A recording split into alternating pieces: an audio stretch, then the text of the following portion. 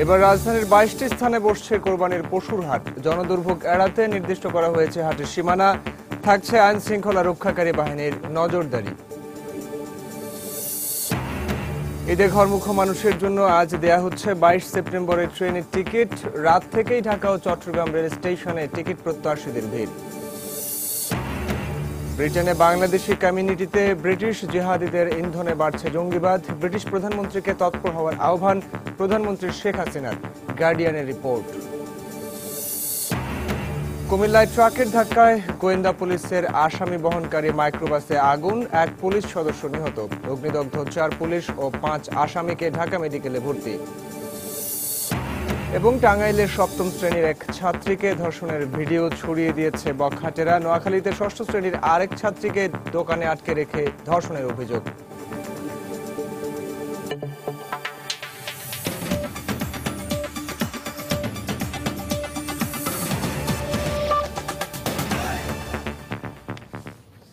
সময় সংবাদের সঙ্গে আছি আমি সাইফুল রুদ্র।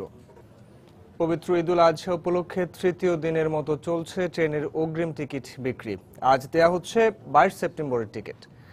সকাল 9টা থেকে শুরু হওয়া এই টিকিট বিক্রি চলবে বিকেল 5টা পর্যন্ত। এদিকে চাহিদাপত্রের মাধ্যমে সর্বোচ্চ 4টি টিকিট কিনতে পারবেন একজন টিকিট প্রত্যাশী। এদিকে অগ্রিম টিকিটের জন্য বুধবার সন্ধ্যা থেকেই কমলাপুর রেলওয়ে স্টেশনে অপেক্ষা করতে দেখা যায় টিকিট প্রত্যাশীদের। তবে কাউন্টারের সামনের লাইনে দাঁড়ানোর উন্মুক্ত স্থানে পর্যাপ্ত বাতাস চলাচলের ব্যবস্থা না রাখায় প্রচণ্ড গরমে ভোগান্তির অভিযোগ করেছেন অনেকে। টিকিট কালোবাজারি রোধে নেওয়া হয়েছে আইন শৃঙ্খলা রক্ষাকারী বাহিনীর কড়া নিরাপত্তা ব্যবস্থা। ঈদ উপলক্ষে 18 তারিখ, 23 সেপ্টেম্বরের এবং 19 তারিখ, 24 সেপ্টেম্বরের টিকিট দেওয়া হবে। ঈদ করতে পারবো, সবার সঙ্গে দেখা করতে পারবো, অনেক বেশি যা ভাষায় প্রকাশ করতে পারতেছি না, এত বেশি আনন্দ লাগতেছে। পরিশ্রমটা করছি, এটা বিফলে যায় নাই, সুন্দরভাবে কাটাইছি এবং সুন্দরভাবে ছিটো পাইছি। ভালো একজন মহিলা দিচ্ছে তো এই জন্য খুব স্লো হচ্ছে, আসতে হচ্ছে। আবার 2 জন দিলে ভালো হইতো আর কি, 2 দিক থেকে হয়ে যেত, তাহলে তাড়াতাড়ি হয়ে যেত। অনেক গরম, আসলে ফ্যানের কোনো ব্যবস্থা করা হয়নি আমাদের পক্ষ থেকে, কাউন্টারও সমস্যা, প্রচন্ড পরিমাণে ভিড়। কাউন্টার বাড়াতে পারতো, সময়ের যে 9টা থেকে করবে, কিন্তু 1 ঘন্টা আগে কর্তৃপক্ষ তো করতে পারতো। ঈদ উপলক্ষে আমাদের যাত্রীর জন্য বিশেষ ট্রেনের ব্যবস্থা আছে। এছাড়া ঈদের দিন জামাতে অংশগ্রহণ করার জন্য সোলাগিয়ায় 2 জোড়া স্পেশাল ট্রেন চলবে। নিরাপত্তার ব্যাপারেও আমরা কিন্তু সব কিছু ব্যবস্থা রেখেছি। একজনে লাইনে দাঁড়িয়ে 4টার কম কিন্তু কেউ নিচ্ছে না, খুব কমই লোক আছে 1টা কি 2টা নিচ্ছে, বেশিরভাগই 4টেই নিচ্ছে। তো সেই ক্ষেত্রে কিন্তু সময় লাগবেই। এই মুহূর্তে কমলাপুর রেলওয়ে স্টেশনে আছেন আমাদের রিপোর্টার শফিক মোহাম্মদ ও চট্টগ্রাম রেল স্টেশনে আছেন আমাদের রিপোর্টার কমল দে। প্রথমে চলে যাচ্ছে শফিকের কাছে। শফিক, রুদ্র, আপনি জানেন যে বাংলাদেশ রেলওয়ের পক্ষ থেকে ঈদুল আজহা উপলক্ষে যে ঈদের অগ্রিম টিকিট বিক্রি করা শুরু হয়েছে, আজকে তার তৃতীয় দিন অর্থাৎ 5 দিন ব্যাপী ঈদের আগাম টিকিট বিক্রি শুরু করা হবে এবং আজকে কিন্তু তৃতীয় দিনের মতো ঈদের অগ্রিম টিকিট বিক্রি হচ্ছে এবং সকাল 9টা থেকে শুরু হয়েছে আজকের এই টিকিট বিক্রির যে কার্যক্রম সেটি। এবং আপনি দেখতে পাচ্ছেন যে আমরা দেখতে পাচ্ছি যে উঁচু থেকে যে কি পরিমাণ টিকিট প্রত্যাশীরা তারা ভিড় করছেন এই কমলাপুর রেলওয়ে স্টেশনে। আমরা স্টেশন মাস্টারের সঙ্গে কিছুক্ষণ আগে কথা বলেছি, তিনি আমাদেরকে জানিয়েছেন যে প্রতিদিন আজকে যে তৃতীয় দিনে আজকে 14,633টি টিকিট সর্বমোট এই কমলাপুর রেলওয়ে স্টেশন থেকে বিক্রি করা হবে এবং সেই সাথে আইন শৃঙ্খলা রক্ষাকারী বাহিনীর, বিশেষ করে আপনারা জানেন যে গতকালই কিন্তু কালোবাজারি ধরা পড়েছিল, টিকিট কালোবাজারি 6 জনকে ধরা হয়েছিল এবং তারপরে 5 জনকে শনাক্ত করা গিয়েছিল যে তারা টিকিট কালোবাজারি করছে। তো এই কালোবাজারি নিয়ন্ত্রণে এবং গতকাল যেহেতু ধরা পড়েছে, এখানে অতিরিক্ত আইন শৃঙ্খলা বাহিনীর সদস্য মোতায়েন করা হয়েছে, আনসার সদস্য, র্যাপিড অ্যাকশন ব্যাটালিয়ন র্যাব আছে, তার পুলিশ আছে, রেলওয়ে পুলিশ আছে এবং সেই সাথে আছে আর্ম পুলিশ ব্যাটালিয়নের পক্ষ থেকেও কিন্তু এখানে সদস্যরা টহল দিচ্ছে। এছাড়াও তাৎক্ষণিক যাদেরকে ধরা হবে তাদেরকে শাস্তি দেওয়ার জন্য কিন্তু এখানে মোবাইল কোর্টেরও ব্যবস্থা রাখা হয়েছে। কিন্তু অভিযোগ এখানে কিন্তু যারা টিকিট প্রত্যাশী আসে তারা কিন্তু অভিযোগ করেছে যে টিকিট 9টার পর থেকে দেয়া শুরু করলে কিন্তু খুবই ধীর গতিতে টিকিট ছাড়া হচ্ছে। কখনো কখনো দেখা যাচ্ছে যে 5 মিনিট সময়ও লেগে যাচ্ছে একজন যখন 4টি টিকিট নিবে এবং প্রত্যেকে যাত্রী কিন্তু একজন সর্বোচ্চ 4টি করে টিকিট নিতে পারছে। আমাদেরকে এমনটাই জানানো হয়েছে স্টেশন মাস্টার, তিনি আমাদেরকে নিশ্চিত করেছেন। এছাড়া ভোর থেকে যে অবস্থা, যে প্রচুর মানুষ এখানে এসেছেন এবং প্রত্যেকটা লাইনে কিন্তু আমরা দেখেছি প্রায় 200 থেকে 300 মানুষও কিন্তু সিরিয়াল দিয়ে দাঁড়িয়ে আছে এবং সর্বশেষ দিকে যে যারা আছেন তারা কিন্তু টিকিট পাবেন কিনা সেরকম একটা আতঙ্কও তাদের মধ্যে রয়েছে, আশঙ্কাও রয়েছে। তো যাই হোক, এই ছিল কমলাপুর রেলওয়ে স্টেশনে আমাদের কাছে সর্বশেষ খবর আজকে তৃতীয় দিনের। এখন আমরা চলে যাব চট্টগ্রামে, আমাদের সহকর্মী কমল দে আছেন সেখানকার সর্বশেষ খবর জানতে আমরা চলে যাচ্ছি চট্টগ্রামে আমাদের সহকর্মী কমলদের কাছে। কমল। ধন্যবাদ। যেটা সবই যেটা আপনি রাখার কথা বলছেন, আমি চট্টগ্রামের কথাটা বলি আপনাকে। দীর্ঘ প্রায় 14 থেকে 16 ঘন্টা অপেক্ষার পর যেটা একটা কাঙ্ক্ষিত সোনার টিকিট বা রেলের টিকিট, সেই টিকিট পেতে শুরু করেছে যাত্রীরা। আর এই টিকিটের জন্য তারা গতকাল বিকেল এবং সন্ধ্যা থেকে অপেক্ষা করছিল এই চট্টগ্রাম রেল স্টেশন চত্বরে। এক্ষেত্রে অবর্ণনীয় দুর্ভোগের পর যখন তারা টিকিটটা পাচ্ছে এবং পরিবার পরিজন সাথে ঈদের আনন্দ উপভোগ করার জন্য উপলক্ষটা পাচ্ছে, তখন তারা কিন্তু খুশি হচ্ছে। এক্ষেত্রে আমরা বলে রাখি, চট্টগ্রাম থেকে প্রায় প্রধান 9টি রুটের 11টি ট্রেনের 7,512টি টিকিট বিক্রি করা হচ্ছে। এর মধ্যে চট্টগ্রাম থেকে ঢাকাগামী আন্তনগর ট্রেন রয়েছে 3টি, মহানগর প্রভাতী, মহানগর গদুলি এবং তুর্নানিশিতা। এছাড়া রয়েছে লোকাল ট্রেন চট্টলা এক্সপ্রেস এবং সাথে রয়েছে চাঁদপুরগামী মেঘনা এক্সপ্রেস, সিলেটগামী পাহাড়িকা এবং উদয়ন এক্সপ্রেস এবং ময়মনসিংহগামী বিজয় এক্সপ্রেস। গতকাল পর্যন্ত কিন্তু এইসব 9টি ট্রেনের 4,201টি টিকিট দেওয়া হয়েছিল। আজ তার সাথে যুক্ত হয়েছে চাঁদপুরগামী 2 জোড়া বিশেষ ট্রেন। সেই ট্রেনের টিকিট বিক্রি করা হচ্ছে প্রায় 3,500। অর্থাৎ সব মিলিয়ে আজ বিক্রি হচ্ছে 7,512টি টিকিট এবং এই টিকিট বিক্রি শুরু হয়েছে সকাল 9টায়। আর এই টিকিটের জন্য গতকাল বিকেল থেকে লাইন ধরে দাঁড়িয়েছে হাজার হাজার যাত্রী। এবং তবে অনেকে অভিযোগ করছেন টিকিট বিক্রি শুরু হওয়ার 9টা থেকে 9:30টার মধ্যে কোনো ট্রেনের টিকিট বিক্রি শেষ হয়ে গেছে বলে যাত্রীরা অভিযোগ করছেন। এই বিষয়ে আমরা কথা বলছিলাম রেলওয়ে স্টেশন ম্যানেজার সহ অন্যান্য কর্মকর্তাদের সাথে। তারা বলছেন এখনো পর্যন্ত পর্যাপ্ত পরিমাণে টিকিট রয়েছে এবং কোনো টিকিট কালোবাজারে যাচ্ছে না। কারণ তাদের দাবি 32টি সিসিটিভি ক্যামেরা, র্যাব, পুলিশ ও অন্যান্য আইন শৃঙ্খলা রক্ষাকারী বাহিনীর মাধ্যমে কারো নজরদারির মাধ্যমে এই টিকিট বিক্রি হচ্ছে। এখানে তারা 0 টলারেন্স দেখাবে কালোবাজারের ক্ষেত্রে। এক্ষেত্রে আমরা কথা বলেছিলাম রেলের মহাব্যবস্থাপক মকবুল আহমেদের সাথে। তিনি আমাদেরকে জানিয়েছেন যে এতে কোনো রকম কালোবাজারি না হয় এবং আইন শৃঙ্খলা পরিস্থিতি স্বাভাবিক রেখে টিকিট বিক্রি স্বাভাবিকভাবে করা যায় সে বিষয়ে তারা কড়া নজরদারি রাখছেন এবং তারা মনিটরিং করছে। বিভিন্ন রেলের যারা কর্মকর্তা রয়েছেন তারাই মূলত এই টিকিট বিক্রির বিষয়ে মনিটরিং করছেন। অর্থাৎ এখন পর্যন্ত যে অভিযোগ এবং তার জবাবের মধ্য দিয়ে কিন্তু এই ঈদের অগ্রিম টিকিট বিক্রি চলছে। এই ছিল এখন পর্যন্ত চট্টগ্রাম থেকে সর্বশেষ। রুদ্র। দর্শক, ঢাকা রেল স্টেশন থেকে জানাচ্ছিলেন আমাদের রিপোর্টার শফিক মোহাম্মদ এবং চট্টগ্রাম রেলওয়ে স্টেশন থেকে জানাচ্ছিলেন অগ্রিম টিকিট বিক্রির যে বিক্রি চলছে সেই খবরাখবরে জানছিলাম তাদের কাছ থেকে। রাজধানীতে এবার কোরবানির পশুর হাট বসবে 22টি স্থানে। ঢাকা উত্তর সিটি কর্পোরেশনের 5টি এবং দক্ষিণ সিটি কর্পোরেশনের নিয়ন্ত্রণে রয়েছে 10টি হাট। এছাড়া গাবতলীতে একটি স্থায়ী হাট সহ 6টি পশুর হাট বসাবে ঢাকা জেলা প্রশাসন। নগর কর্তৃপক্ষের দাবি, জনদুর্ভোগ হয় এমন এলাকায় এবার হাটের অনুমোদন দেওয়া হয়নি। হাটগুলোর গণ্ডি নির্দিষ্ট স্থানে সীমাবদ্ধ রাখতে ইজারাদারদের নির্দেশ দেওয়া হয়েছে। এছাড়া সবগুলো স্থানে আইন শৃঙ্খলা রক্ষাকারী বাহিনীর নিয়মিত কার্যক্রমের পাশাপাশি ভ্রাম্যমাণ আদালত থাকবে। আরো জানাচ্ছেন মিজানুর রহমান কবির।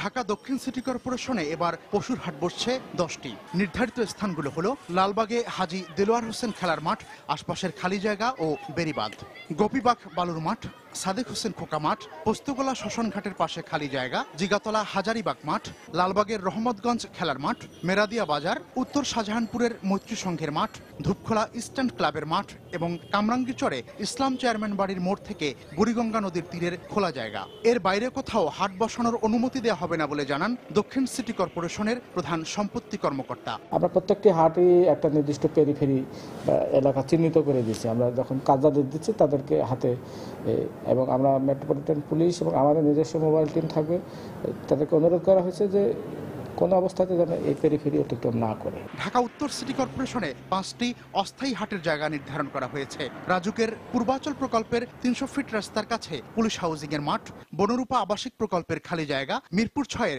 ইস্টার্ন হাউজিং এর খালি জায়গা, রায়ের বাজার পুলিশ লাইনের খালি জমি এবং উত্তরা 11 ও 13 নম্বর সেক্টরের মধ্যবর্তী খালি জায়গায় এবার বসবে কোরবানির পশুর হাট। এছাড়া গাবতলীতে রয়েছে একটি স্থায়ী হাট। রাস্তার উপরে হাট দেওয়াটা তো মহামান্য হাইকোর্টের নিষেধাজ্ঞায় আছে। তো সেক্ষেত্রে হাটটা কোথায় বসবে? আমরা এবারে সিদ্ধান্ত নিয়েছি ঢাকা মেট্রোপলিটন পুলিশের অনুরোধ, ডিটিসি এর অনুরোধ এবং গভর্নমেন্টের নির্দেশনা সব কিছু মিলিয়ে শহরের উপকণ্ঠে আমরা হাটগুলো দিতে চেয়েছি। ঢাকা জেলা প্রশাসন দনিয়া, শ্যামপুরের বালুরমাঠ সংলগ্ন জায়গা, আফতাবনগর, আশকোনা হজ ক্যাম্পের পেছনের খালি জায়গা ও গুলশান নতুন বাজারে 100 ফিট রাস্তার পাশে অস্থায়ী পশুর হাটের আয়োজন করেছে। এছাড়া সারুলিয়ার স্থায়ী হাটেও অন্যান্য বছরের মতোই পশু কেনা বেচা হবে। মিজানুর রহমান খবির, সময় সংবাদ, ঢাকা। ঈদ ঘনিয়ে আসলেও সিলেটের হাটে এখনো দেখা মিলছে না গরুর। এবার দেশীয় গরুর উপর নির্ভরতা বাড়ায় সিলেট অঞ্চলে বড় ধরনের ঘাটতি দেখা দেওয়ার আশঙ্কা করছেন ব্যবসায়ীরা। এদিকে দেশের বিভিন্ন প্রান্ত থেকে সিলেটে গরু আনতে পথে পথে চাঁদা দেয়ায় প্রতিটি গরুর দাম 5,000 টাকা বেড়ে যাচ্ছে বলে অভিযোগ ব্যবসায়ীদের। তবে পুলিশ মহাসড়কে চাঁদাবাজি বন্ধে শোনালো জিরো টলারেন্সের কথা। জিগেন সিংহের তোলা ছবিতে আরো জানাচ্ছেন ইকরামুল কবির। ঈদ ঘনিয়ে আসলেও সিলেটের প্রধান পশুর হাট কাজীর বাজারের চিত্র এবার ভিন্ন। উত্তরবঙ্গ সহ দেশের বিভিন্ন প্রান্ত থেকে গরু আসলেও তা অন্য বছরের তুলনায় অনেক কম। উত্তরবঙ্গ থেকে এবার গরু কম আসবে, যেহেতু বাইরের গরুগুলো আসতেছে না, এই জন্য গরুর দাম গতবারের চেয়ে একটু বেশি থাকতে পারে। ভারতীয় গরু প্রবেশে নিষেধাজ্ঞা থাকায় সম্পূর্ণ দেশি গরুর উপর নির্ভরশীল হওয়ায় দাম বাড়ার আশঙ্কা করছেন ব্যবসায়ীরা। এবার অবস্থা খুব একটা ভালো হবে না, গরুর যত কম। গেছে বছর থেকে 5-7 হাজার টাকা, 2,000 টাকা, 3,000 টাকা গরুর কোনো মাত্রায় ওই হিসাবে আপনার দাম বাড়াবো। অন্যদিকে বাইরের গরুর উপর সিলেট নির্ভরশীল হলেও পৃষ্ঠপোষকতার অভাবে এখনো এই অঞ্চলে তেমন গরুর খামার গড়ে ওঠেনি বলে অভিযোগ এই খামারির। সিলেটের প্রচুর খামারও আর জায়গাও আছে এবং সিলেটি যারা আছে এরা খামার করার জন্য আগ্রহী, বাট সরকার থেকে কোনো উদ্যোগ এটা নয় না। একে গরুর আমদানি কম, তার উপর পথে পথে চাঁদাবাজির কারণে দাম আরো বেড়ে যাচ্ছে বলে অভিযোগ এই ব্যবসায়ীর। আমরা পশ্চিমবঙ্গে বা উত্তরবঙ্গেতে আসি, প্রতি গরুতে আমাকে 4,000-5,000 টাকা প্রতি চাঁদা দিতে হয়। যদি এটা চাঁদা না দিতে হয় তাহলে আপনাদের কাছে আমরা গরু আরো 5,000 কমে বেচতে পারি। তবে সিলেট ঢাকা মহাসড়কে চাঁদাবাজি বন্ধে কঠোর নির্দেশনা পালনে সচেষ্ট থাকার কথা জানালেন পুলিশের সিলেট বিভাগের শীর্ষ এই কর্মকর্তা। চাঁদাবাজি বন্ধে যত ধরনের প্রয়োজন আছে, আমি বলি আমাদের পুলিশিং যেটা বলা হয়, এটা এখানে সাদা পোশাকে পুলিশ থাকবে, আমাদের ইউনিফর্মে পুলিশ থাকবে এবং এখানে অলরেডি ইনস্ট্রাকশন দেওয়া হয়েছে পুলিশ হেডকোয়ার্টার থেকে। প্রাণী সম্পদ বিভাগের তথ্য মতে সিলেট বিভাগের 4 জেলায় এবার কোরবানির গরুর চাহিদা রয়েছে 2,70,000-এর মতো। এর বিপরীতে গরু রয়েছে 1,38,000-এর মতো। ইকরামুল কবির, সময় সংবাদ, সিলেট। ব্রিটেনে বাংলাদেশের কমিউনিটিতে ব্রিটিশ জিহাদিদের ইন্ধনে জঙ্গিবাদ বাড়ছে বলে মন্তব্য করেছেন বাংলাদেশের প্রধানমন্ত্রী শেখ হাসিনা। আর এই ধরনের ঘটনা নিয়ন্ত্রণে ব্রিটিশ প্রধানমন্ত্রী ডেভিড ক্যামেরনকে আরও তৎপর হওয়ার আহ্বান জানিয়েছেন তিনি। ব্রিটেনের গার্ডিয়ান পত্রিকাকে দেয়া এক সাক্ষাৎকারে এই আহ্বান জানান শেখ হাসিনা। বাংলাদেশে ধর্মীয় উগ্রপন্থীদের উত্থান এবং এর পেছনে ইউরোপ আমেরিকা ফেরত জিহাদিদের ভূমিকা নিয়ে গতকাল একটি প্রতিবেদন প্রকাশ করে যুক্তরাজ্যের প্রভাবশালী এই দৈনিকটি। বাংলাদেশের প্রধানমন্ত্রী ছাড়াও রাজনীতিবিদ, মৌলবাদ বিরোধী আন্দোলন কর্মী ও নিরাপত্তা বিশ্লেষকদের বক্তব্য তুলে ধরা হয় ওই প্রতিবেদনে।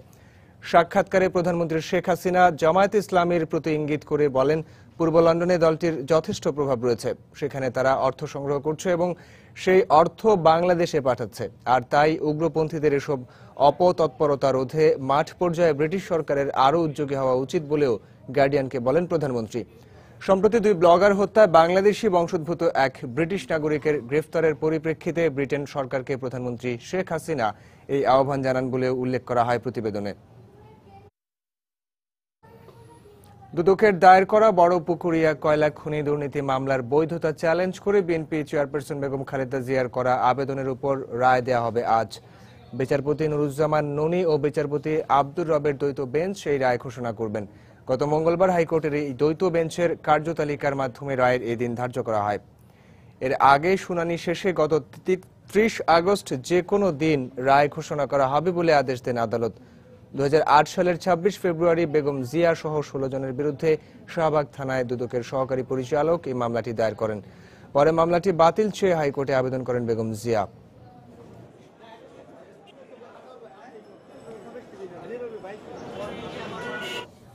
সময় সংবাদে আরো থাকছে। ঈদের আগে বকেয়া পাওনার দাবিতে আবারও আন্দোলনে খুলনা রাষ্ট্রায়ত্ত পাটকল শ্রমিকরা। বিজেএমসির পরিকল্পনার অভাবই দায়ী বলছেন সংশ্লিষ্টরা।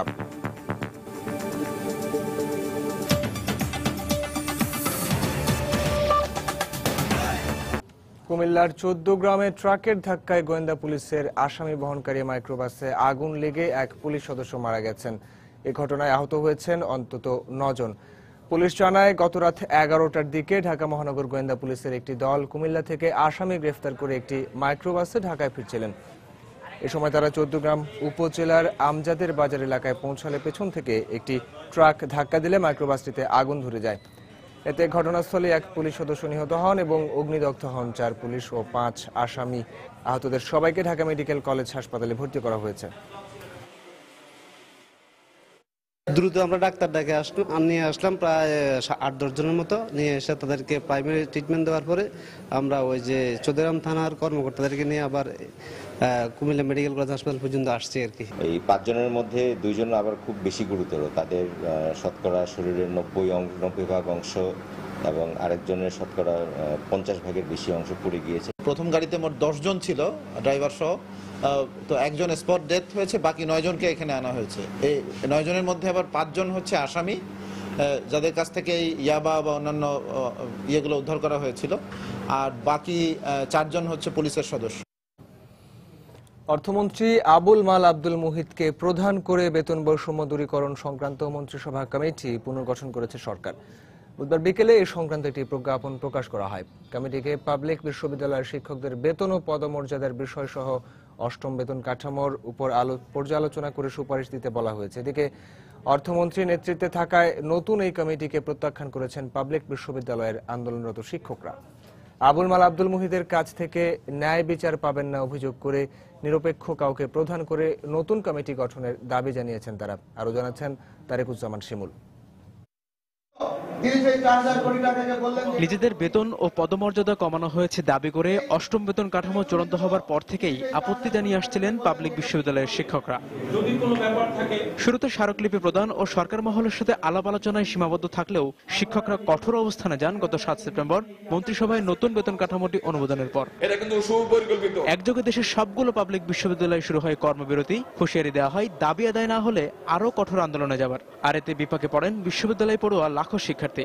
এই অবস্থার মধ্যেই বুধবার ঘোষণা এলো বেতন বৈষম্য দূরীকরণে গঠিত নতুন কমিটির। 7 সদস্য বিশিষ্ট এই কমিটিতে আগের মতোই প্রধান রাখা হয়েছে অর্থমন্ত্রীকে। এছাড়া সদস্য হিসেবে রাখা হয়েছে শিল্প, বাণিজ্য, আইন, শিক্ষা ও জনপ্রশাসন মন্ত্রণালয়ের মন্ত্রী এবং অর্থ ও পরিকল্পনা মন্ত্রণালয়ের প্রতিমন্ত্রীকে। তারা একদম জ্ঞানের অভাবের ফলে এইরকম একটা আন্দোলন লেগেছে। শিক্ষকদের নিয়ে বিরূপ মন্তব্য করায় আগে থেকে অর্থমন্ত্রীর বিষয়ে নেতিবাচক অবস্থানে ছিলেন পাবলিক বিশ্ববিদ্যালয়ের শিক্ষকরা। তারপরও আবুল মাল আব্দুল মুহিতকে বেতন বৈষম্য দূরীকরণে গঠিত নতুন কমিটির প্রধান করাই ক্ষোভ প্রকাশ করেছেন শিক্ষক নেতারা। যেহেতু অর্থমন্ত্রী শিক্ষকদের প্রতিপক্ষ হিসেবে ইতিমধ্যে দাঁড়িয়েছে, শিক্ষাঙ্গন, শিক্ষা ব্যবস্থা এবং শিক্ষকদের বিরুদ্ধে বিভ্রান্তিকর তথ্য পরিবেশন করেছেন।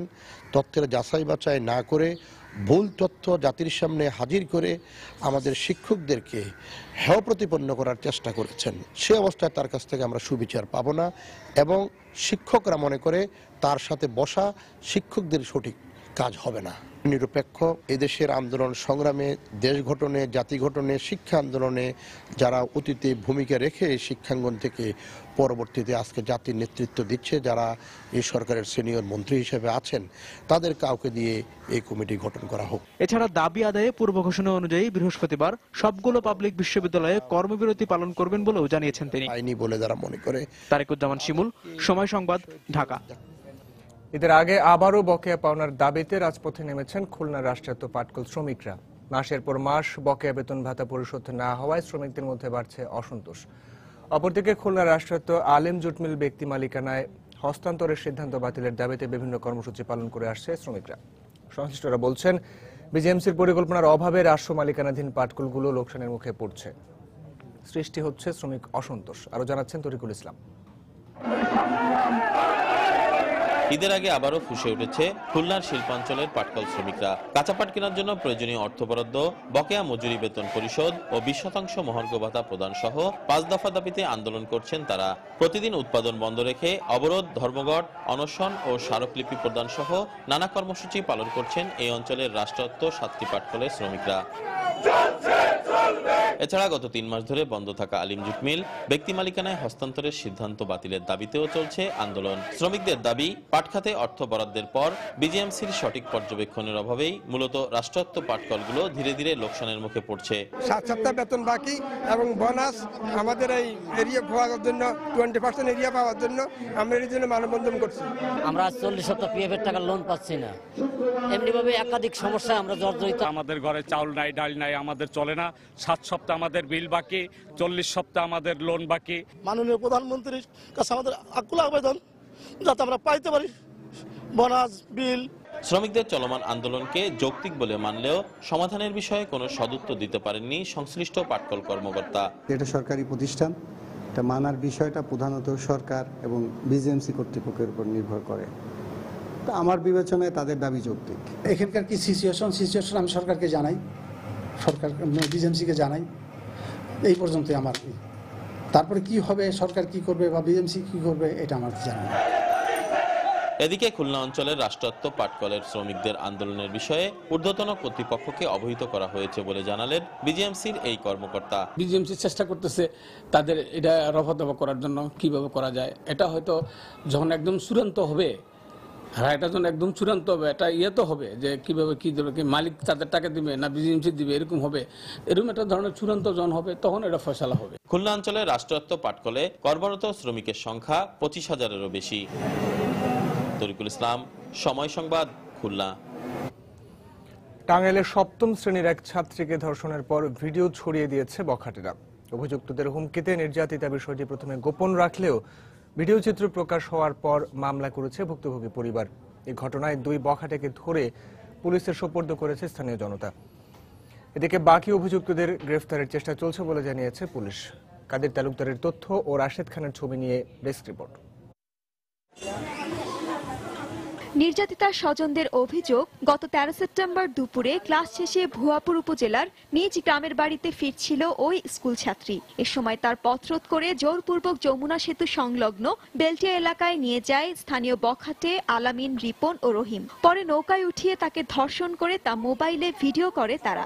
এই ঘটনা কাউকে জানানো হলে ভিডিও চিত্রটি ইন্টারনেটে ছড়িয়ে দেওয়ার হুমকি দেয় বখাটেরা। ভয়ে ধর্ষণের ঘটনা গোপন রাখলেও গত 15 সেপ্টেম্বর মোবাইল ফোনে ছড়িয়ে পড়া ভিডিওর মাধ্যমে বিষয়টি জানাজানি হয়। নৌকায় চড়াই, নৌকালার ওর সাথে যোগাযোগ আছে, পরে নৌকালার কাছে গেন্নার সম্বন্ধে কোনো কিছু কোবা না। পরে আমি ওর কথা শুনে আম্মারে বলে দিছি, পরে আম্মা আবার নানারে বলছে, নানা পরে পুলিশই করছে। ভিডিও করে রাখছে, কেমন এটা ই করছে আর কি, ওকে ধরা খাবো যায়, এই জন্য আর কি এই পরিস্থিতিটা হয়েছে, বুঝছেন। তা আমি একবার শাস্তি চাই, বিচারটা ভালো হয়, কার্যকরী হয়, মা বোন সবাই আছে। এই ঘটনার পর স্থানীয় লোকজন রিপন ও রহিম নামে 2 বখাটেকে আটক করে পুলিশের কাছে সোপর্দ করে। আমরা অন্য আসামিদেরকে গ্রেপ্তার করার অভিযান অব্যাহত রাখি। আমরা দ্রুত পলাতক আসামিদেরকে গ্রেপ্তার করে আইনের আওতায় আনবো। আর ভিকটিমকে তার শারীরিক পরীক্ষার জন্য টাঙ্গাইল মেডিকেলে প্রেরণ করা হচ্ছে। এই ঘটনায় বুধবার ভুয়াপুর থানায় 3 জনের নাম উল্লেখ সহ 4 জনের বিরুদ্ধে মামলা করেছে নির্যাতিতার পরিবার। সময় সংবাদ, টাঙ্গাইল। নোয়াখালীর সেনবাগে একটি টেইলার্সের দোকানে আটকে রেখে 6ষ্ঠ শ্রেণীর এক ছাত্রীকে ধর্ষণের অভিযোগ পাওয়া গেছে। ঘটনার একদিন পর পুলিশ ওই নির্যাতিতাকে উদ্ধার করে। এই ঘটনায় মামলা হলেও অভিযুক্ত কাউকে গ্রেফতার করতে পারেনি পুলিশ। নোয়াখালী থেকে সাইফুল্লাহ কামরুলের তথ্য ও জামাল উদ্দিনের ছবি নিয়ে ডেস্ক রিপোর্ট। স্বজনদের অভিযোগ, রোববার বিকেলে স্কুল ছুটির পর সিলোনিয়া বাজারে স্টার টেইলার্সে কাপড় আনতে যায় নির্যাতিতা শিক্ষার্থী। এ সময় টেইলার্সের মালিক ও তার 2 সহযোগী মেয়েটিকে দোকানে আটকে রেখে ধর্ষণ করে। পরদিন রাতে পুলিশ ঘটনাস্থল থেকে মেয়েটিকে উদ্ধার করে। রাজু গেল দোকানের ভিতরে গিয়ে ওনারটা আনলো, শাহাদাত আমার স্কার্ফ ধরে রাখলো। পরে আমি দোকানের সামনে দাঁড়াছিলাম আর সে হাসতেছে। হাসার পরে আমার স্কেপ দিয়ে রাজু মুখ বাঁধছে আর শাহাদাত ওড়না দিয়ে আমার হাত বাঁধছে। বাঁধার পরে শাহাদাত নিচে জোর করে টেনে রুমে আর রাজু দোকানের একটা মারে দিল। এ ঘটনায় সোমবার রাতে নির্যাতিতার মা বাদী হয়ে অভিযুক্ত টেইলার্স মালিক রাজু ও তার 2 সহযোগী শাহাদাত হোসেন এবং মোহাম্মদ রবিনের বিরুদ্ধে মামলা দায়ের করেন। এ ঘটনায় অভিযুক্তদের দৃষ্টান্তমূলক শাস্তির দাবি জানিয়েছেন নির্যাতিতার সহপাঠী ও স্থানীয়রা। যারা এসব কুকর্মের সাথে জড়িত, আমরা সাথে তাদের যেন যথাযথ শাস্তি, তাদের এমন শাস্তি দেওয়া উচিত যাতে কোনোদিন ওরা কোনো মেয়ের দিকে চোখ তুলে তাকাতে না পারে। আমার বাগ্নির যেরকম হয়েছে এরকম যখন কেউ যেন না হয়, এই জন্য আমরা রাজুকে আমরা বিচার চাই। ঘটনায় জড়িতদের গ্রেপ্তার করে প্রয়োজনীয় আইনানুগ ব্যবস্থা গ্রহণের আশ্বাস দিয়েছে পুলিশ। ভিকটিমকে আমরা মেডিকেল পরীক্ষা সহ যাবতীয় কার্যক্রম সম্পন্ন ইতিমধ্যে করেছি। আসামি গ্রেপ্তারের জন্য অভিযান অব্যাহত রেখেছি। আশা করছি খুব দ্রুতই আমরা আসামিদের গ্রেপ্তার করতে পারবো। সেনবাগ থানা পুলিশ আদালতের মাধ্যমে নির্যাতিতা ছাত্রীর জবানবন্দি রেকর্ড করেছে। সময় সংবাদ, নোয়াখালী। সন্ত্রাসী সংগঠন হিসেবে জামায়াতের বিচারে আন্তর্জাতিক অপরাধ ট্রাইব্যুনাল আইনের সংশোধনী মন্ত্রিপরিষদ বিভাগে ফাইলবন্দি বলে মন্তব্য করেছেন আইনমন্ত্রী অ্যাডভোকেট আনিসুল হক। সংশোধনীটি কবে পাশ করা হবে এ বিষয়ে সুস্পষ্ট করে কিছু বলেননি তিনি। এদিকে বিদ্যমান ট্রাইব্যুনাল আইনেই জামায়াতের বিচার সম্ভব বলে মন্তব্য করেছেন সাবেক আইনমন্ত্রী ব্যারিস্টার শফিক আহমেদ। ট্রাইব্যুনাল পুনর্গঠিত হওয়ায় ট্রাইব্যুনালের প্রসিকিউটরের সংখ্যা কমিয়ে আনার পক্ষেও মত দেন তিনি। যদিও সাবেক আইনমন্ত্রীর সঙ্গে ভিন্ন মত পোষণ করছেন ভারপ্রাপ্ত চিফ প্রসিকিউটর। আন্তর্জাতিক অপরাধ ট্রাইব্যুনাল তার রায়ে দল হিসেবে জামায়াতকে অপরাধী সংগঠন বলে পর্যবেক্ষণ দিয়েছেন। সেই পর্যবেক্ষণের আলোকে ট্রাইব্যুনালের তদন্ত সংস্থা জামায়াতের তদন্ত শেষ করে। তবে ট্রাইব্যুনালের আইনে সংগঠন বা দলের বিচার সম্ভব কিনা তা নিয়ে দেখা দেয় আইনি বিতর্ক। যদিও সরকার আইনটি সংশোধনের উদ্যোগ নিলেও 1.5 বছরেও নেই কোনো অগ্রগতি। জামাতে ইসলাম বলেন যে দলই এই দলটাকে আপনার বিচার করার মতো আইন সেই আইনটার মধ্যে ছিল না, সেই জন্য আইনটাকে সংশোধন করা হয়েছে এবং আইনটা ক্যাবিনেট ডিভিশনে আছে। আমি ঠিক সময়টা বেঁধে দিতে পারছি না এই মুহূর্তে। এতে স্বভাবতই প্রশ্ন ওঠে মানবতাবিরোধী সংগঠন জামায়াতের বিচারে সরকারের সদিচ্ছা নিয়ে। সাবেক আইনমন্ত্রী মনে করেন আইনের সংশোধনের প্রয়োজন নেই, জামায়াতের বিচার সম্ভব বিদ্যমান আইনেই। যেই সংগঠনই হোক, যদি 1971 সালে সংগঠন হিসেবে সংগঠিত হয়ে মানবতাবিরোধী অপরাধ করেছে, যুদ্ধ অপরাধ করেছে এবং গণহত্যার সাথে জড়িত থাকে, তাদের বিচার করতে কোনো অসুবিধা আছে বলে আমি মনে করি। তবে এর সাথে ভিন্নমত পোষণ করেছেন ট্রাইব্যুনালের ভারপ্রাপ্ত চিফ প্রসিকিউটর। অপরাধের শাস্তি দেওয়ার ব্যাপারগুলো আছে, যে সমস্ত ব্যাপারগুলো আছে, এগুলো সম্পর্কিত একটা পরিষ্কার হওয়া দরকার। এই আইনটাকে কার্যকরী করার জন্য আরো ব্যবস্থা গ্রহণ করা যাবে, সেটা এই আইনের মধ্যেই আছে। আর যদি প্রয়োজন হয় তাহলে তো সংশোধন করতেই হবে। সাবেক আইনমন্ত্রী ট্রাইব্যুনাল পুনর্গঠনকে সমর্থন দিলেও এর প্রসিকিউটরের সংখ্যা কমিয়ে আনার পক্ষে মত দেন। যদিও প্রসিকিউটরের সংখ্যা কমিয়ে আনার কোনো যৌক্তিকতা নেই বলে মনে করে প্রসিকিউশন। আফজাল হোসেন, সময় সংবাদ, ঢাকা। মন্ত্রী ও সচিবরা সৎ থাকলে মন্ত্রণালয়ের দুর্নীতি অর্ধেক কমে যাবে বলে মন্তব্য করেছেন সড়ক পরিবহন ও সেতু মন্ত্রী ওবায়দুল কাদের। রাজনীতি সহ বিভিন্ন ক্ষেত্রে বিরোধ সত্ত্বেও মুক্তিযুদ্ধ, দারিদ্র্য নিরসন ও সন্ত্রাস মোকাবেলার ক্ষেত্রে দলমত নির্বিশেষে ঐক্যবদ্ধভাবে কাজ করা উচিত। গতকাল বিকেলে সচিবালয়ে জনপ্রশাসন ও গণমাধ্যম শীর্ষক 2 দিনব্যাপী এক কর্মশালার সমাপনী অনুষ্ঠানে তিনি একথা বলেন। একটা মন্ত্রণালয়ের মন্ত্রী এবং সচিব, এই দুজন লোক যদি অনেস্ট থাকে, ওই মন্ত্রণালয় থেকে 50% দুর্নীতি অটোমেটিক্যালি কমে যাবে। আমার আত্মীয় স্বজনরা অপকর্ম করে, যারা আমার সাথে কাজ করে তারা অপকর্ম করে, তাদের উপর আমার নিয়ন্ত্রণ নেই। তো সে অবস্থা আমি সৎ ব্যক্তি এটা দাবি করার কোনো কারণ নেই। পদ্মা ব্রিজ তৈরি হচ্ছে, কিন্তু আমাদের সম্পর্কে সেতু তৈরি হচ্ছে না। আমাদের রাজনীতিতে যদি ব্রিজটা একটু তৈরি হয় ওয়ালের পরিবর্তে, তাহলে অন্য সবকিছুই বোধহয় প্রভাব পড়বে। কমন গ্লোরি হচ্ছে মুক্তিযুদ্ধ, এনিমি হচ্ছে দারিদ্র্য, ডেঞ্জার হচ্ছে টেরোরিজম। এই 3টা প্রশ্নে let us find out common ground to work together. সমাজ কল্যাণ মন্ত্রী সৈয়দ মহসিন আলীর দাফন সম্পন্ন হয়েছে। গতকাল বাদ আসর জানাজার শেষে মৌলভীবাজারের সৈয়দ শাহ মোস্তফা রহমতুল্লাহ আলাইহিস সালামের মাজারের পাশে তাকে দাফন করা হয়। এর আগে গতকাল দুপুর 12টায় হেলিকপ্টার যোগে তার মরদেহ মৌলভীবাজার সরকারি উচ্চ বিদ্যালয় মাঠে নেওয়া হয়। এ সময় তাকে গার্ড অব অনার প্রদান করে পুলিশের একটি চৌকস দল। পরে তার কফিনে ফুল দিয়ে শ্রদ্ধা জানান বিভিন্ন রাজনৈতিক, সামাজিক ও সাংস্কৃতিক সংগঠনের নেতাকর্মীরা। এরপর সেখানে তার তৃতীয় ও শেষ নামাজে জানাজা হয়। এতে জাতীয় সংসদের চিফ হুইপ আসম ফিরোজ, সমাজ কল্যাণ প্রতিমন্ত্রী প্রমোদ মানকিন সহ সর্বশ্রেণীর পেশার মানুষ অংশ নেন। জানাজা শেষে তাকে রাষ্ট্রীয় মর্যাদায় দাফন করা হয়। সময় সংবাদে এক সপ্তাহের এই মাত্র পাওয়া খবর পাচ্ছেন মাত্র 5 টাকায়। মাঠ স্কুল থেকে নেয়া প্রশিক্ষণ আর আধুনিক কলা কৌশলকে কাজে লাগিয়ে ফসল উৎপাদন, মৎস্য চাষ এবং গবাদি পশু পাখি পালন করে লাভবান হচ্ছেন কুড়িগ্রামের কৃষকরা। এতে ক্রমেই বদলে যাচ্ছে জেলার আগেকার দুঃখ কষ্টের চালচিত্র। মমিনুল ইসলাম মঞ্জুর তথ্য ও রবিউল ইসলাম রবির ছবি নিয়ে ডেস্ক রিপোর্ট। দারিদ্র্যপীড়িত এলাকায় কৃষক কৃষানীদের জীবনযাত্রার মান উন্নয়নে কৃষি, মৎস্য ও প্রাণী সম্পদ মন্ত্রণালয় সমন্বিত কৃষি উৎপাদনশীলতা প্রকল্প বাস্তবায়ন করছে।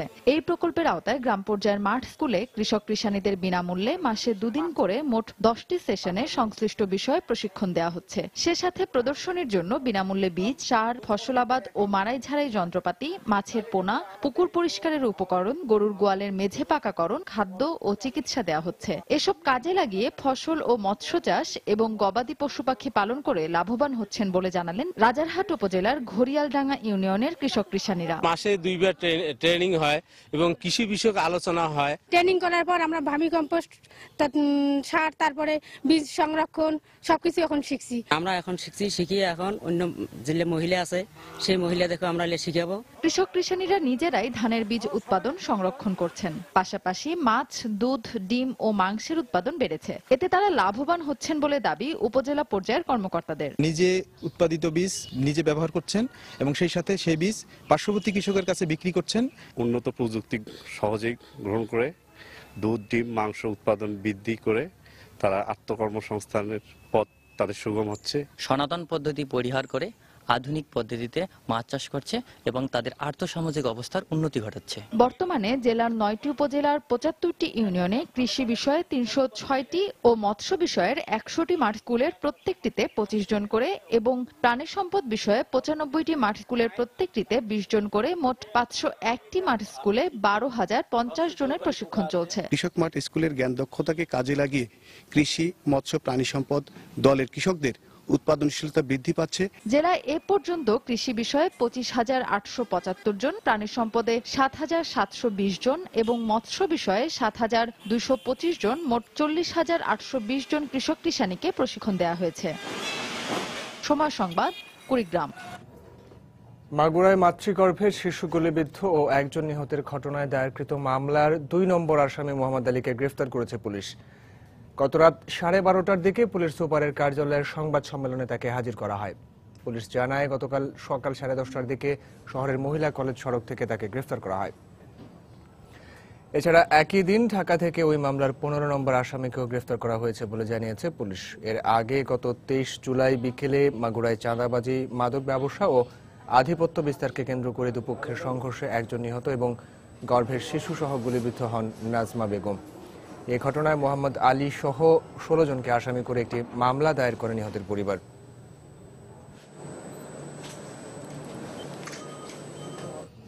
দু 2021 সালের আগেই মধ্যমায়ের দেশে উন্নীত হতে সবাইকে কর দেওয়ার আহ্বান জানিয়েছেন শিল্পমন্ত্রী আমির হোসেন আমু। গতকাল সকালে রাজধানীর অফিসার্স ক্লাবে আয়কর মেলার উদ্বোধনী অনুষ্ঠানে তিনি কথা বলেন। সপ্তাহব্যাপী এই মেলায় করদাতাদের সেবা প্রদানে আয়কর রিটার্ন পূরণ, দাখিল ও কর পরিশোধ সহ বিভিন্ন সুবিধা রয়েছে। সুখী স্বদেশ গড়তে ভাই আয়করের বিকল্প নাই, এটি এবারের দেশব্যাপী আয়কর মেলার মূল প্রতিপাদ্য।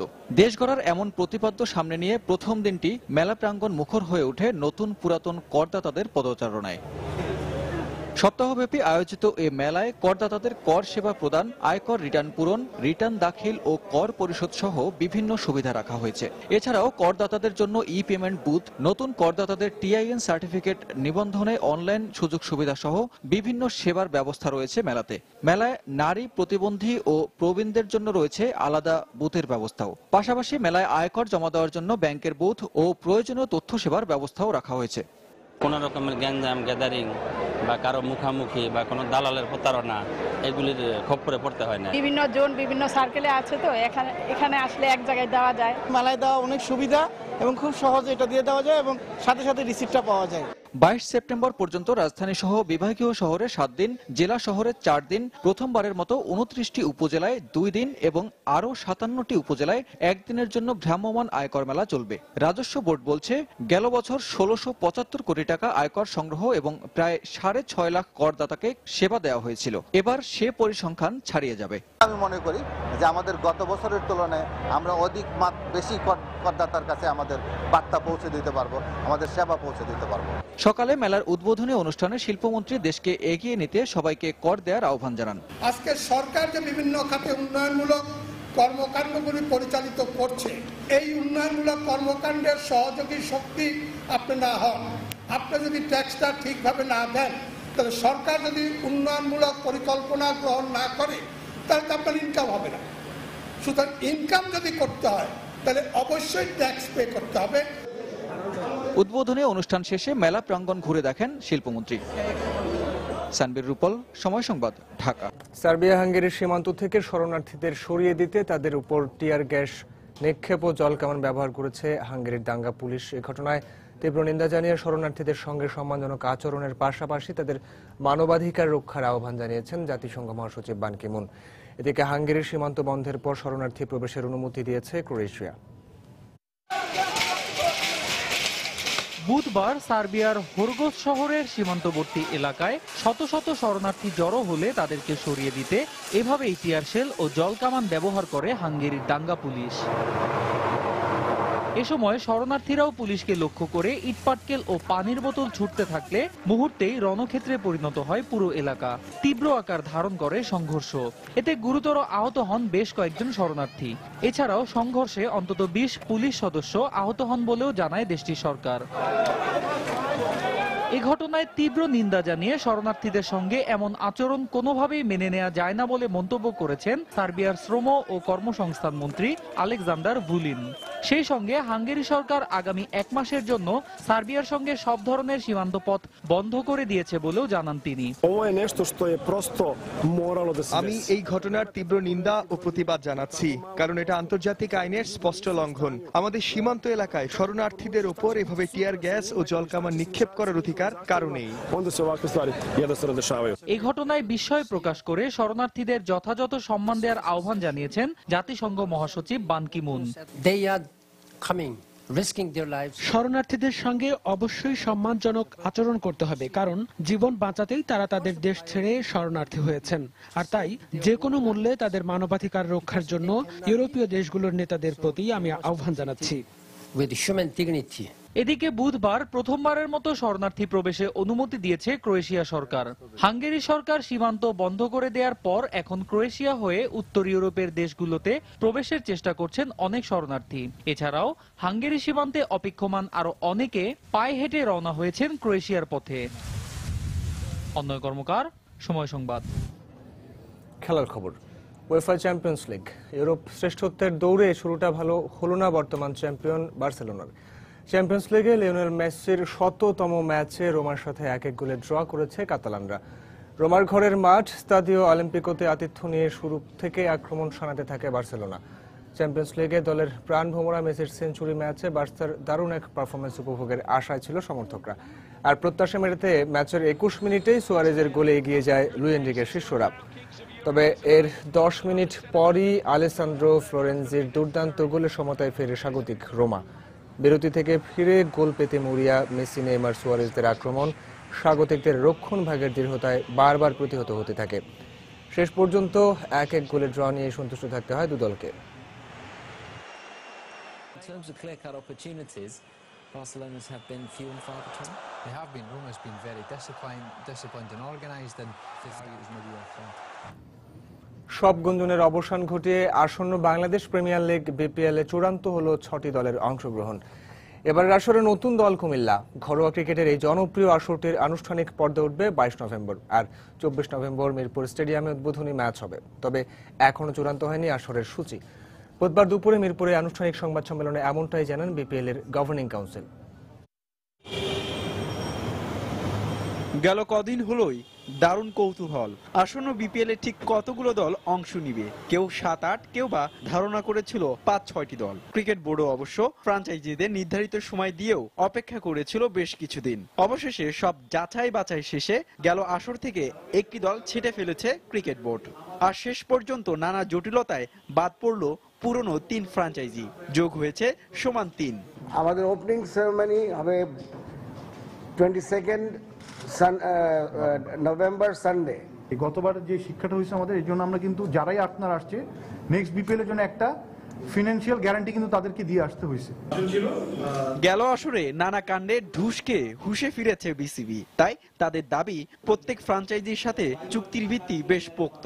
সে আস্থা আর বিশ্বাস থেকে পরবর্তী আসরে দলের সংখ্যা বাড়ানোর ইচ্ছা ক্রিকেট বোর্ডের। এখন আমরা যে টিমগুলো দিচ্ছি এটা কিন্তু 4 বছরের জন্য, 4 বছর পর এটা আবার রিনিউয়েবল, আলাপ আলোচনার মাধ্যমে এটা রিনিউয়েবল হবে। সো এখন আমাদের 6টা দিচ্ছি, এরপরে আমরা ইভেন্চুয়ালি প্রতি ইয়ার হয়তো টিম বাড়িয়ে এটা হাইয়েস্ট 10টা পর্যন্ত যাবো আর কি। অন্যদিকে পাকিস্তান ও ভারতের বিভিন্ন গণমাধ্যমের খবর, পাকিস্তানে বাংলাদেশ নারী ক্রিকেট দল না পাঠালে নাকি পিসিবি দেশটির খেলোয়াড়দের বিপিএল এ অংশ নিতে দিবে না, যদিও এমন খবর উড়িয়ে দিল ক্রিকেট বোর্ড। ফিনান্সিয়াল ইস্যুস নিয়ে কোনো সমস্যা ছিল আমাদের, সেগুলো কিন্তু আমরা মিটিয়ে দিয়েছি। তো এরপরে কিন্তু কোনো সময় আমাদের তাদের সাথে কোনো করেসপন্ডেন্সে বা কোনো আমাদের আলাপ আলোচনায় কোনো সময় কোনো কন্ডিশন দিয়ে তারা বিপিএল এর টিম পাঠাবে কি পাঠাবে না এরকম কিছু কিন্তু কোনো ইস্যু রেজ করেনি কেউ। এদিকে ফিক্সিং বিষয়ে বিপিএল এর গেল 2 আসর আলোর মুখ দেখেনি, তাই পূর্বের অভিজ্ঞতা থেকে এবার দেশের ক্রিকেটের সর্বোচ্চ প্রশাসনও সচেতন নিয়মিত আসর আয়োজনে। আইডেন্টিফাই করি এবং এটা বিচার প্রক্রিয়া পুরোটা শেষ করি। হুমায়ুন কবির রোজ, সময় সংবাদ, ঢাকা। এ পর্যায়ে শীর্ষ সংবাদ জানিয়ে দিচ্ছি আরো একবার। এবার রাজধানীর 22টি স্থানে বসছে কোরবানির পশুর হাট। জনদুর্ভোগ এড়াতে নির্দিষ্ট করা হয়েছে হাটের সীমানা, থাকছে আইন শৃঙ্খলা রক্ষাকারী বাহিনীর নজরদারি। ঈদে ঘরমুখো মানুষের জন্য আজ দেয়া হচ্ছে 22 সেপ্টেম্বরের ট্রেনের টিকিট। রাত থেকেই ঢাকা ও চট্টগ্রাম রেল স্টেশনে টিকিট প্রত্যাশীদের ভিড়। ব্রিটেনে বাংলাদেশি কমিউনিটিতে ব্রিটিশ জিহাদিদের ইন্ধনে বাড়ছে জঙ্গিবাদ। ব্রিটিশ প্রধানমন্ত্রীকে তৎপর হওয়ার আহ্বান প্রধানমন্ত্রী শেখ হাসিনার, গার্ডিয়ানের রিপোর্ট। কুমিল্লায় ট্রাকের ধাক্কায় গোয়েন্দা পুলিশের আসামি বহনকারী মাইক্রোবাসে আগুন, 1 পুলিশ সদস্য নিহত। অগ্নিদগ্ধ 4 পুলিশ ও 5 আসামিকে ঢাকা মেডিকেলে ভর্তি। এবং টাঙ্গাইলের 7ম শ্রেণীর এক ছাত্রীকে ধর্ষণের ভিডিও ছড়িয়ে দিয়েছে বখাটেরা। নোয়াখালীতে 6ষ্ঠ শ্রেণীর ছাত্রীকে দোকানে আটকে রেখে ধর্ষণের অভিযোগ। দর্শক, এই ছিল এখনকার মতো। যে কোনো খবর পেতে ভিজিট করুন সময়নিউজ.টিভি। যে কোনো বাংলা লিংক, রবি ও সিরিয়াল নম্বর থেকে সময় সংবাদের খবর, অনুষ্ঠান সম্পর্কে জানতে এবং যে কোনো তথ্য সময় সংবাদকে জানাতে ডায়াল করুন 162 নম্বর। এছাড়া এইমাত্র পাওয়া খবর আপনার মোবাইলে পেতে SMS করুন *SN লিখে পাঠিয়ে দিন 162 নম্বরে। সঙ্গে থাকুন সময়ে।